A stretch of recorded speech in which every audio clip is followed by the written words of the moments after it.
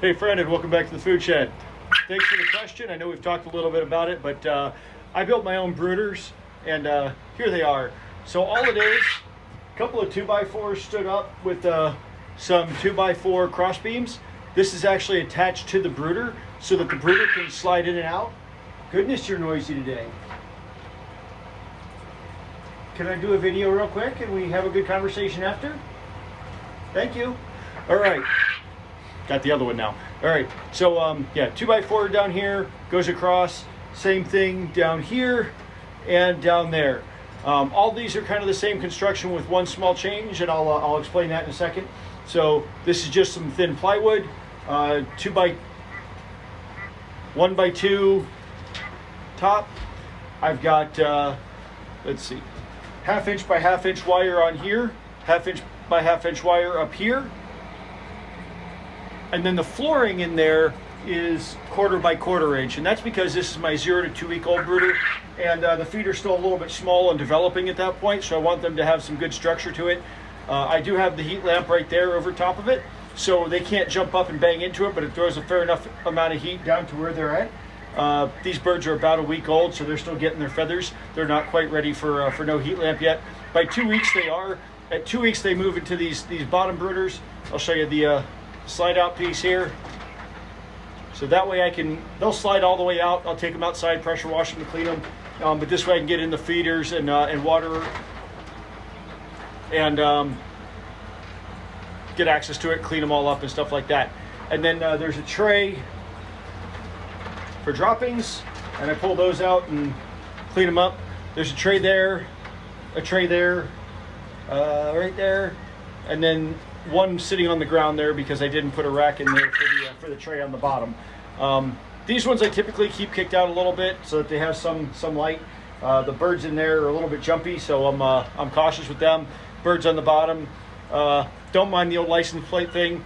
I cut a hole in the caging to try and fit a feeder in there that didn't work out well for me, and so it didn't work out well, and that was the only thing I had that was about the right size, was that old license plate piece, and so I just stuck that on there for the time being. I am going to half by half that at some point in the near future. But yeah, so that is my brooder setup right there.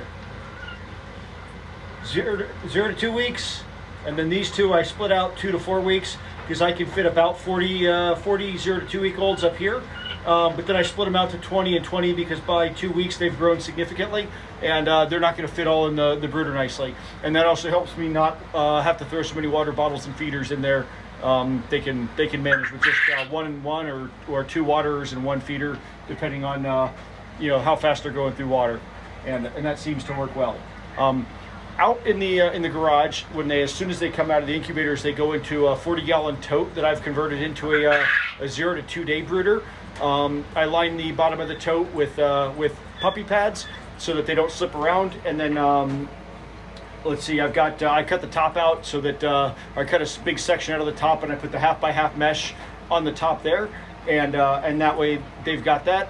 I put a feeder and a water in there, and I put a heat lamp over top of it using what am I using today? Oh, a Lowe's grow light stand that they sell. I bought it for a grow light, and that grow light setup didn't work out for me, and so I repurposed that into being the heat lamp holder for the 0 to 2 day olds. Why I do a 0 to 2 day old? It's just I don't know. It's just a practice I have. I like to look at them, see how they're doing. That's usually where I can tell if somebody's going to have a developmental issue, and I can try to help figure that out. It's in the garage, so it's a little bit easier for me to go in and look at and kind of keep an eye on them if I need to. By 2 days, I have a pretty good idea who's going to grow up healthy and happy, and then they move out here to the 0 to 2 week brooder, and they grow up there. And then 2 to 4 weeks, and then after 4 weeks, they graduate into the grow out cages. So one other thing, do you see how small? Oh, there we go. Drop the phone. So these little base waterers are what I use for all of the chicks. I have yet to have a bird drown in that. I've heard people use the chicken ones, the ones that are a lot wider. They throw marbles and stones in there. I just use these. They're specifically for quail chicks. I've never had one drown in that. I don't see how they would. they can't hardly get a foot in there. So, you know, they do really well with that setup.